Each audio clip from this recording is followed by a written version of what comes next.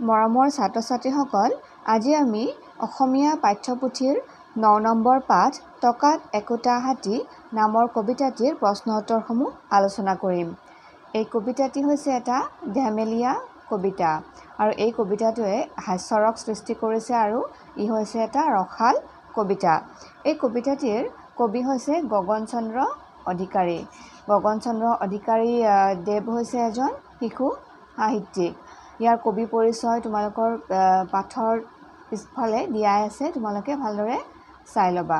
ইয়াৰে তেখেতৰ যিকেইখন সাধু আছে, ধৰা টৰ্চ মৰা মহ, মনোৰম খবৰৰ পেৰা, আখৰৰ গীত, তিনিখন ঠেং হ'ল বুঢ়ী আইতাৰ বা মাখন মামাৰ মনোৰম সাধু, তেওঁৰ কেইখনমান উল্লেখযোগ্য পুথি। তাৰে তেওঁ টকাত একোটা হাতী নামৰ পুথিখনৰ বাবে 1982 খ্ৰীষ্টাব্দত অসম সাহিত্য সভাৰ প্ৰেমধৰ দত্ত সোঁৱৰণী বঁটা লাভ কৰিছিল আৰু 1992 খ্ৰীষ্টাব্দত ৰোডালিয়ে ৰড একন্দে পুথিখনৰ বাবে নেশ্যনেল বুক ট্ৰাষ্টৰ পৰা শ্ৰেষ্ঠ শিশু গ্ৰন্থৰ বঁটা লাভ কৰিছিল। তেওঁক 2010 খ্ৰীষ্টাব্দত সাহিত্য অকাডেমীয়ে শিশু সাহিত্য বঁটা প্ৰদান কৰে। এতিয়া আহোঁ পাঠভিত্তিক প্ৰশ্নসমূহলৈ। ইয়াৰে প্ৰথমটো প্ৰশ্ন হৈছে, ইয়াতে সুধিছে কবিতাটিত কি বজাৰৰ কথা উল্লেখ আছে। নিশ্চয়কৈ ইয়াতে 4টা অপশ্যন দিয়া আছে, দেখিছাই তোমালোকে। ইয়াৰে শুদ্ধ উত্তৰটো হ'ব পূজাৰ বজাৰ। ইয়াৰ পিছত সুধিছে, ভাবিছ কিজানি মই বৰ ভোদা, বৰ বুধিয়ক তই, কথাষাৰ কোনে কাক কৈছে। ইয়াৰে শুদ্ধ উত্তৰটো হ'ব ৰতনে বাবুলক কৈছে। ইয়াতে 2 নম্বৰ প্ৰশ্নত কেইটামান শব্দ দিয়া আছে, তাৰে অৰ্থসমূহ কাষত দিয়াই আছে, এইসমূহ মিলাব লাগে। ইয়াৰে ভোদা শব্দৰ অৰ্থ হৈছে ভোটা, চোক নথকা, নিৰ্বোধ। বিশ্বাস শব্দৰ অৰ্থ হৈছে প্ৰত্যয়, পতিয়ন।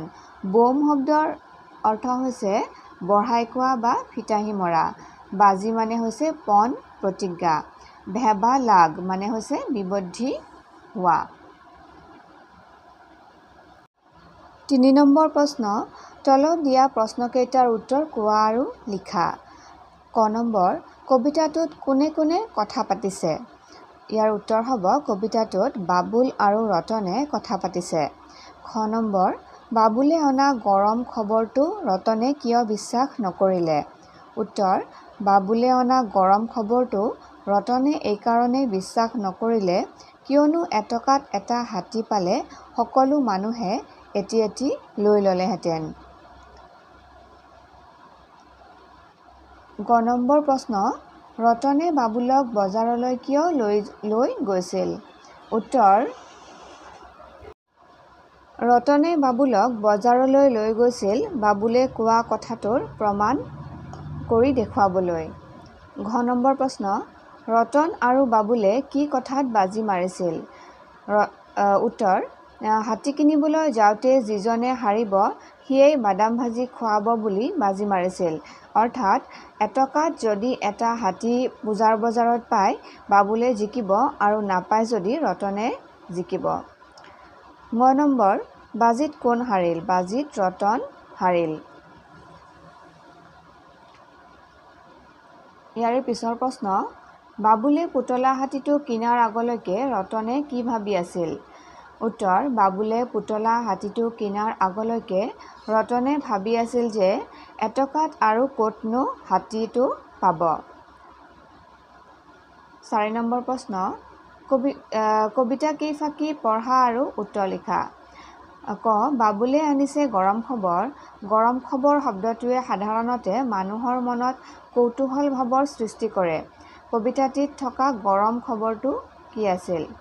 কবিতাটিত যিটো গৰম খবৰ বুলি কোৱা হৈছে সেইটোনো কি আছিল। উত্তৰ, কবিতাটিত থকা গৰম খবৰটো আছিল যে পূজাৰ বজাৰত এটকাত এটা হাতী কিনিব পোৱা যায়। খ নম্বৰ, ক'লে বাবুলক নামাৰিবি বোম, এনেবোৰ কথা কৈ কবিতাটিত বোম শব্দটোৱে কি অৰ্থ প্ৰকাশ কৰিছে। উত্তৰ, বোম শব্দৰ অৰ্থ হৈছে বঢ়াই কোৱা বা ফিতাহি মৰা। কবিতাটিত মাত্ৰ এটকাত এটা হাতী পোৱা যায় বুলি কোৱা কথাটো বোম শব্দটোৱে প্ৰকাশ কৰিছে। ৫ নম্বৰ প্ৰশ্ন, তলত দিয়া স্তৱক দুটি গদ্য ৰূপত কোৱা আৰু লিখা। ক নম্বৰ, ৰতনে ভাবিলে কিনো কয় ইনো, টকাত একোটা হাতী, পোৱা হ'লেচোন সকলো মানুহে ল'লে হয় এটি এটি। ইয়াৰ গদ্য ৰূপটো হ'ব, ৰতনে ভাবিলে যে ই বাবুলেনো কি কয় এইবোৰ, এটকাত আৰু এটা হাতী পায়নে, আৰু যদি পালে হয় সকলো মানুহে এটা এটা লৈ ল'লে হয়। খ নম্বৰ, তাৰে এখনত কিনিলে বাবুলে এটকাৰে এটা হাতী, ৰতন বপুৰা ভেবা লাগি ৰ'ল, কথাৰ পাকত ঘাটি। ইয়াৰে উত্তৰটো হ'ব, পূজাৰ বজাৰৰ এখন দোকানত বাবুলে এটকাৰে এটা হাতী কিনিলে, বপুৰা ৰতনে বাবুলৰ কথাৰ পাকত ঘাটি হৈ ভেবা লাগি চাই ৰ'ল।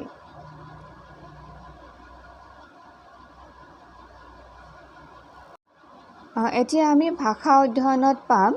ইয়াত দুটা অংশ দিয়া আছে, এটা হৈছে সদৰ্থক ক্ৰিয়া, আনটো হৈছে নঞৰ্থক ক্ৰিয়া। এতিয়া সদৰ্থক ক্ৰিয়ানো কি বা নঞৰ্থক ক্ৰিয়ানো কি? ওপৰৰ ক অংশলৈ চোৱা, ইয়াতে দিয়া আছে কৰোঁ, খ অংশ দিয়া আছে নকৰোঁ, খায় নাখায়, দিয়ে নিদিয়ে, খেলে নেখেলে। ইয়াৰ ওপৰৰ ক অংশত থকা ক্ৰিয়াসমূহে কোনো এটা কাৰ্য কোৱা বা হোৱা বা থকা আদি বুজাইছে, আৰু খ অংশত থকা ক্ৰিয়াসমূহে কোনো কাৰ্য নকৰা, নোহোৱা বা নথকা অৰ্থ বুজাইছে। কাম হোৱা বা কৰা বা থকা অৰ্থটোক সদৰ্থক, আৰু নোহোৱা বা নকৰা বা নিদিয়া এইখিনি শব্দক নঞৰ্থক বুলি কোৱা হয়। সদৰ্থক ক্ৰিয়াৰ ৰূপৰ আগত ন পূৰ্বসৰ্গ যোগ হৈ নঞৰ্থক ৰূপ কৰা হয়। সদৰ্থক ক্ৰিয়াটোৰ প্ৰথম স্বৰৰ ৰূপ অনুসৰি নঞৰ্থক নৰ লগত থকা স্বৰটো সলনি হয়। ইয়াতে ৬ নম্বৰ প্ৰশ্নত আছে, কবিতাটিত থকা নঞৰ্থক ৰূপবোৰ বাছি উলিওৱা। ইয়াৰে কবিতাটিত থকা নঞৰ্থক ৰূপবিলাক হৈছে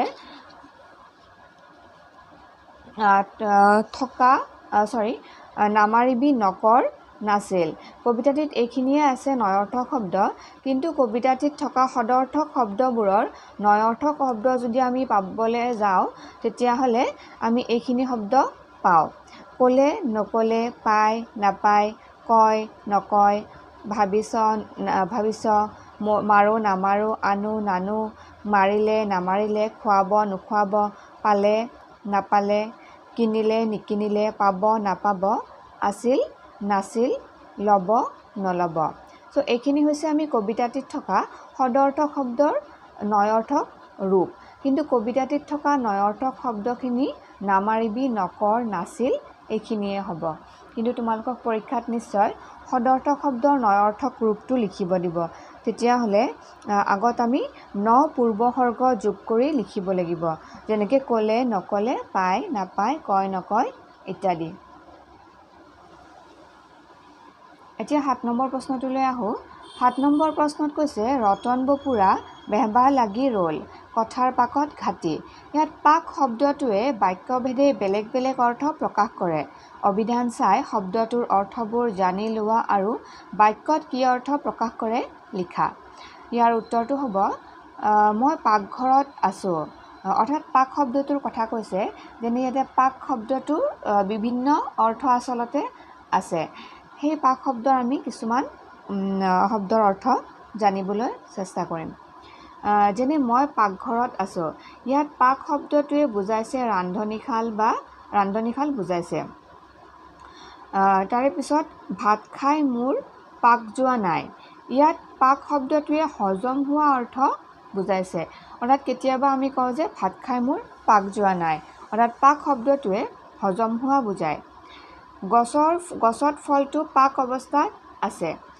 ইয়াৰ পাক অৱস্থাত থকা মানে হৈছে পৰিণত অৱস্থা বুজাইছে, মানে পূৰঠ হৈছে। তাৰ কথাৰ পাকত মই ভেবা লাগিলোঁ, যিটো আমি কবিতাত পাইছোঁ। ইয়াত পাক শব্দই কি বুজাইছে? ইয়াত পাক শব্দই টেঙৰালি বুজাইছে। তাৰমানে আমি এইটোৱে বুজিছোঁ যে পাক শব্দৰ অৰ্থ বিভিন্ন আছে। বাক্যটো চাই আমি পাক শব্দৰ অৰ্থ ধৰিব লাগিব।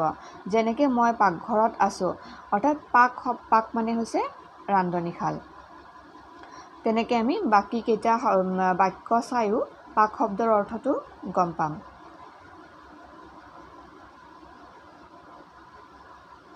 এতিয়া 8 নম্বৰ প্ৰশ্নটোলৈ আহোঁ। 8 নম্বৰ প্ৰশ্নটোত দিয়া আছে যে বৰ্ডখনত থকা শব্দবোৰৰ বিপৰীত অৰ্থ বুজোৱা। শব্দবোৰ মেঘৰ টুকুৰাৰ পৰা বিচাৰি লিখা। ইয়াৰে তোমালোকৰ পাঠত মেঘৰ টুকুৰাৰ পৰা বিচাৰি উলিয়াব দিছে। ইয়াৰে উত্তৰসমূহ হ'ব যে চোকা, ভোদা, টেঙৰ, অজলা, হিত, অহিত, কৃপণ, খৰচী, বিশ্বাস, অবিশ্বাস, কিনা, বেচা। এইকেইটা হৈছে ইয়াৰে বিপৰীত শব্দ। ইয়াৰে তোমালোকৰ 9 নম্বৰ প্ৰশ্নটিত টকাত একোটা হাতী কবিতাটিৰ কথাখিনি গল্প আকাৰে শ্ৰেণীকোঠাত সহপাঠীৰ আগত কোৱা। যিটো কবিতা আছে সেই কবিতাটি গল্প আকাৰত তোমালোকে নিশ্চয়কৈ স্কুলত বা ঘৰত আলোচনা কৰিবা। এতিয়া 10 নম্বৰ প্ৰশ্নটোলৈ আহোঁ। বাঘ শব্দটোৰে আৰম্ভ হোৱা শব্দবোৰৰ অৰ্থ অভিধানত চোৱা আৰু লিখা। যেনেকৈ আমি পাক শব্দটোৰ বিভিন্ন অৰ্থ পালোঁ, তেনেকৈ বাঘ শব্দটোৰো বিভিন্ন অৰ্থ আছে। তোমালোকক অভিধানত চাই লিখিব দিছে। ইয়াৰে উত্তৰত হ'ব যেনে বাঘ ধেনু। বাঘ ধেনু মানে হৈছে অসমৰ এটা প্ৰাচীন আৰু লুপ্তপ্ৰায় লোকবাদ্য। বাদ্য মানে হৈছে সংগীত আদিত ব্যৱহাৰ কৰা এটা যন্ত্ৰ, বাদ্যযন্ত্ৰ। বাঘজৰী। বাঘজৰী মানে হৈছে কোনো কাৰ্য, ব্যৱস্থা আদিৰ সঞ্চালনা কৰা কাৰ্য। বাঘাল। বাঘাল মানে হৈছে বাঘৰ বাসস্থান বা বাঘৰ সৈতে সম্পৰ্কিত কোনো স্থান বা বস্তু। বাঘবন্দী। বাঘবন্দী হৈছে 2 খেলুৱৈৰ বিমূৰ্ত কৌশল বৰ্ডৰ খেল। বাঘনলা। ধূপ বনোৱা উদ্যোগৰ বাবে দৰকাৰী উদ্ভিদ। বাঘখোল। বাঘখোল মানে হৈছে এবিধ খেল। 11 নম্বৰ প্ৰশ্ন। তলত দিয়া কবিতাটি পঢ়া আৰু টকাত একোটা হাতী কবিতাটিৰ লগত কি ভাৱৰ মিল আছে কোৱা। ইয়াতে তোমালোকৰ কবিতাটো তোমালোকে পাবাই, কিতাপত প্ৰশ্নত আছে। এই কবিতাটো আৰু টকাত একোটা হাতী কবিতাটোৰ মাজতনো কি মিল আছে সেইটো ক'ব দিছে। ইয়াৰে কবিতাটো হৈছে বাং বিং। যে কটীয়া ককাৰ হাতত আছে মাথোন দুটিহে কল, মহা মুস্কিল নাতি দুটিৰে খাওঁতা তিনিটি হ'ল। দাঢ়ি মোহাৰি ককাই এটি বঢ়িয়া উপায় পালে, নাতি দুটিৰ হাতত তুলি কল একোটিকে দিলে। ককাই ক'লে শুনহঁত মোৰ কল একোটিকৈ খাবি, যদিহে বুঢ়ালৈ মৰম আছে আধা ডোখৰকৈ দিবি। এইটো কবিতা আৰু টকাত একোটা হাতী কবিতাটোৰ মাজতনো কি মিল আছে সুধিছে। টকাত একোটা হাতী আৰু বাং বিং শব্দ দুয়োটা কবিতাই হাস্যধৰ্মী। দুয়োটা কবিতাই কবিৰ পাক লগোৱা কথাৰ কাহিনী। দুয়োটা কবিতাই ৰসিক।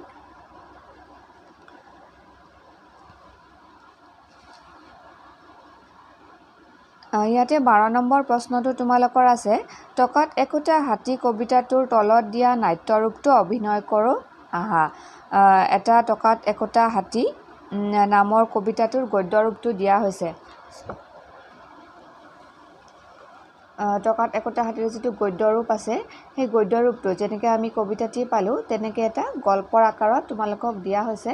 এইটো তোমালোকে নাট্যৰূপত অভিনয় কৰিবা। 13 নম্বৰ প্ৰশ্ন।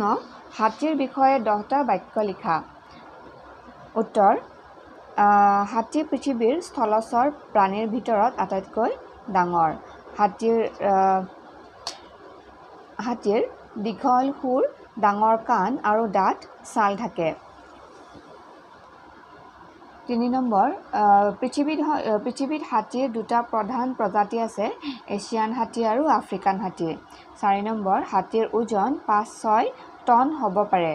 হাতী তৃণভোজী প্ৰাণী। ইহঁতে দিনত প্ৰায় 150ৰ পৰা 200 কিলোগ্ৰাম খাদ্য খাব পাৰে। 6 নম্বৰ। হাতী জাক পাতি বাস কৰে। হাতী দাঁত এক মূল্যৱান সম্পদ। হাতীক বহু সংস্কৃতিত পূজা কৰা হয় আৰু ইয়াক শক্তি, বুদ্ধি আৰু সমৃদ্ধিৰ প্ৰতীক হিচাপে গণ্য কৰা হয়। হাতীক শান্ত, বুদ্ধিমান প্ৰাণী বুলি কোৱা হয়। 10 নম্বৰ। অবৈধ চিকাৰৰ বাবে হাতীৰ সংখ্যা হ্ৰাস পাইছে। সেয়েহে হাতী সংৰক্ষণৰ বাবে পদক্ষেপ লোৱাটো অতি জৰুৰী। এই 10টা বাক্য হৈছে হাতীৰ বিষয়ে।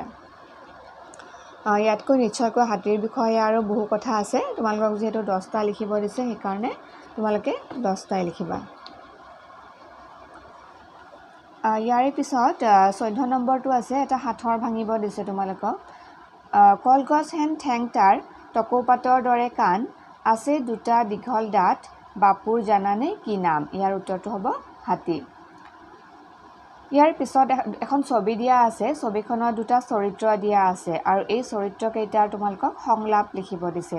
যেনেকৈ টকাত একোটা হাতী কবিতাটিৰ ৰাতুল আৰু বাবুলৰ যেনেকৈ দুটা কথোপকথন আছে, সংলাপ আছে, তেনেকৈ তোমালোকে নিজৰ ভাষাৰে নিজৰ মাজতে লিখিবা কোনোবা এজন বন্ধু বা বান্ধৱীৰ লগত।